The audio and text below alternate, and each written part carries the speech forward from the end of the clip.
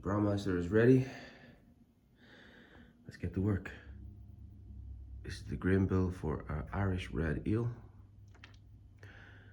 This one will be made in honor of a fellow brewer and a friend and a colleague who passed away last week, Gerard. So let's make it a good one. Based on our last two brews on the Braumeister, we came across a lot of inefficiency. One of the culprits in our poor efficiency, I expected, was the grain mill. I went online and I bought one of these magical tools, engine spacer. So every spacer has a little bit of a different size, and it has spacers from 0.05 millimeter up until 1, and you can combine them to get the space you want. So I measured what the original was, and on the right hand side that was 2 millimeters, and on the left hand side 1.5. So that's not what you want. So I've reduced it now to 1.25, and I've done my first crush, and that is really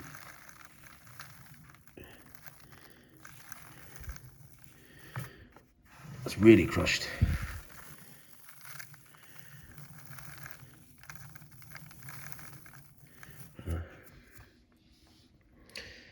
I hope the Braumeister can cope with this, because you're gonna be working today.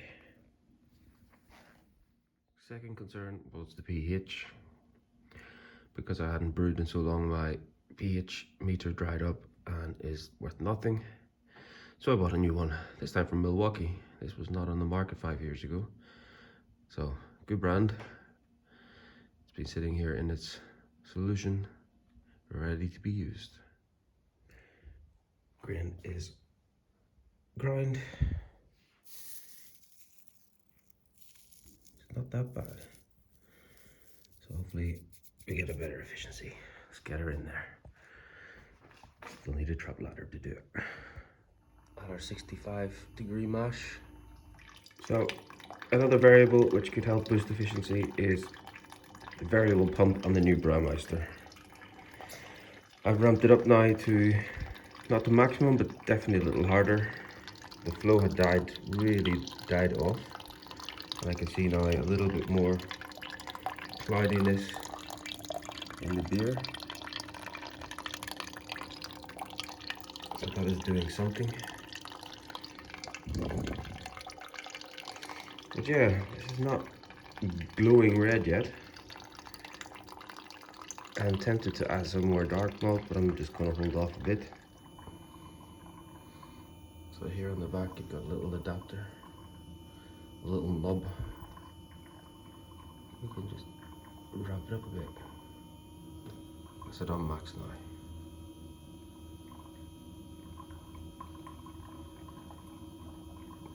And they give you a little bit of advice, thumbs up. This is where we advise you to put it. I think that's important for the beginning of a mash, but now we're getting to a certain temperature, everything is a little less viscous. So, we will see. So we're 16 minutes into the mash. That's 65 degrees. I'm gonna take a little sample off the tap here. So I've taken the sample, and it's not exactly the beautiful red color I hoped. Just really hope this beer's not a murky brown.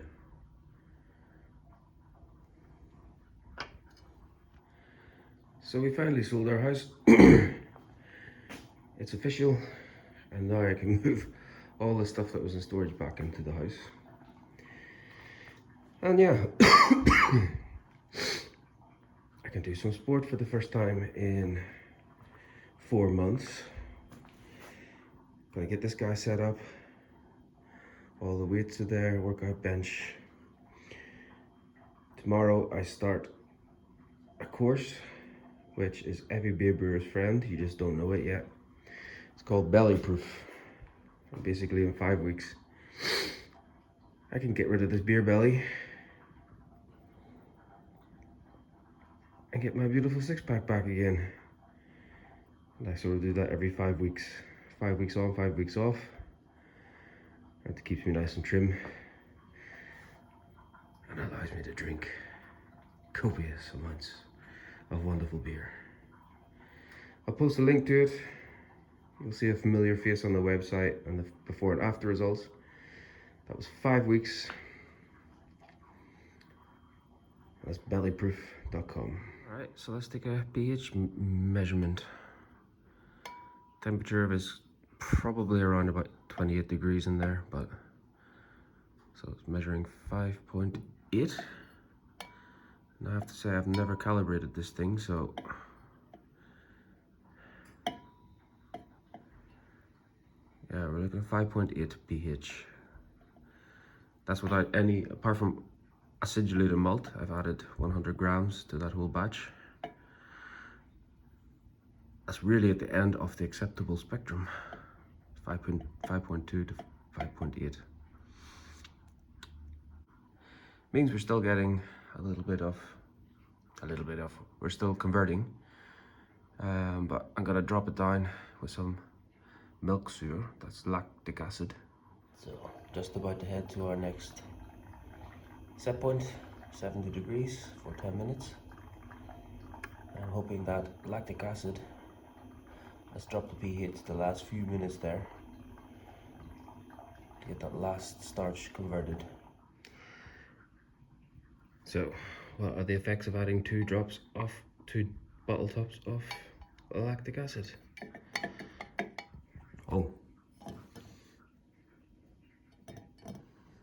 Oh shit.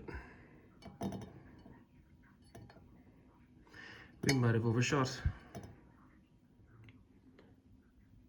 Live and learn, guys. Braumeister 55 litre, 1 cap is a reduction of approximately 0.35 pH. Heading up to mash out, I'm going to grab a little sample for a pH test and just realize I haven't got my sparging water heated up on it. So I've taken a sample for the refractometer test and for the scratch test, and I just want to have a look at the color. Let's see if I can let you guys see this a little bit. Oh, it's so bright. Starting to get a ready tinge. I was really thinking about brewing a little black tea. So, still an issue. Took gravity reading pre-sparge 1.048, double took the reading, still 1.48. Pre-boil expected gravity is 1.052, so we are already under our estimate. And because this is a 5% beer, I got no room to lose. So I'm not going to sparge this. Maybe 1 liter just to get stuff moving, but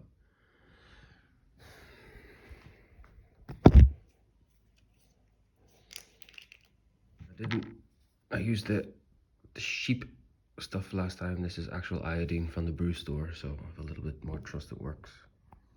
Well, if that was not converted, it should be blue. Before I host this guy out, look at that color. So, whatever happened, dropping that dropping the pH, and it's nice I can do that from the beginning next time. It cleared the beer up really nicely. I've never seen it finish off this clear. All right, and it's looking nice and red-ish. So it is a beautiful day to brew today. First time, you guys. In a while, we had a nice day. And we have 45 liters. That should be a lot more.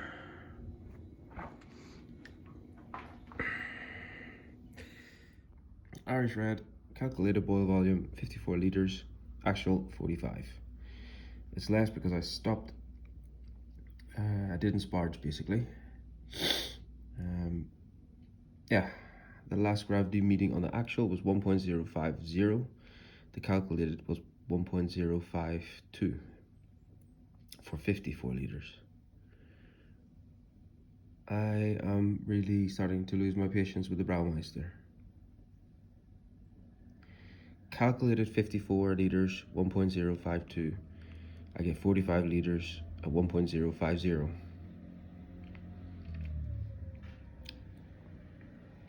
What in the frig name is going on? So this is our IPA, or APA, which we brewed 2 months ago.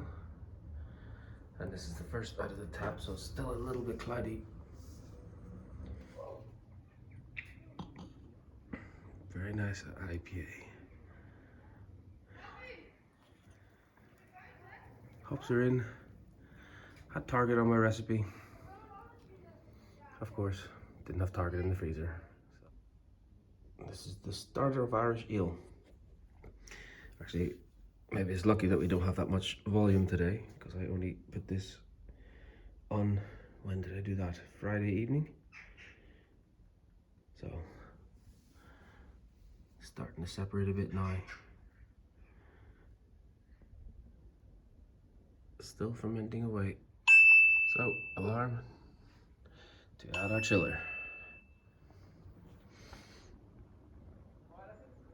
So it has changed. Nice color red here. So I'm gonna chill this guy down and put in some Irish moss. So I set in the timer. It's an 80-minute timer. You've got 5 minutes to get back up to the boil. And then we'll drop our hops in.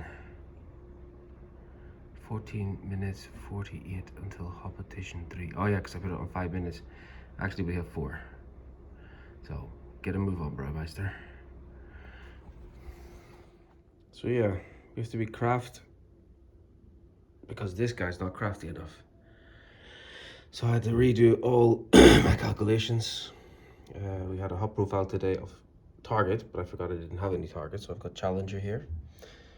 And we got East Kent Goldings for this brew, and we have Fuggles. But after the calculation, I'm going to forget the Fuggles. We're just going for East Kent Golding and Challenger. Challenger is in. That was 50 grams, 60 minutes, and this is 50 grams, 60 minutes, and this will be 60 grams, 15 minutes. So I'm using super moss, a better Irish moss, not sure. Yeah, took 100 ml out, half a teaspoon for a 10-litre batch on approximately. Yeah, and we're gonna add this very soon into the beer. And cooling. Yeah, sucks that some of the coil is not in the beer, but it's still working a treat.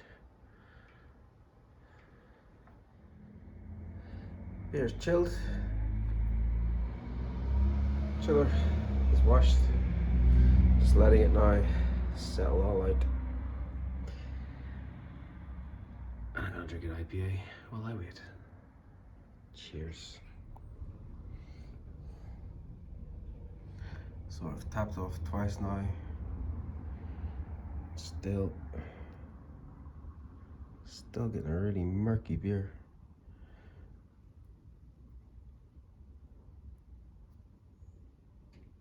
I'm pretty sure it has to do with those findings. Kinda just takes the fun out of it, you know? 80 litres of potential. Transfer it over. I get exactly the same as I get out of my Herms. And the beer is 5%. So not only can I get 6% beer out of my Herms at this level, as my standard IPA, I'm not even getting it out of this. There is something really wrong with this machine. If I wasn't making this for a friend, this would definitely be Bee Sting IPA. Bee Sting, whatever. Fuck's sakes. Oh well, a little bit of protein never hurt anyone.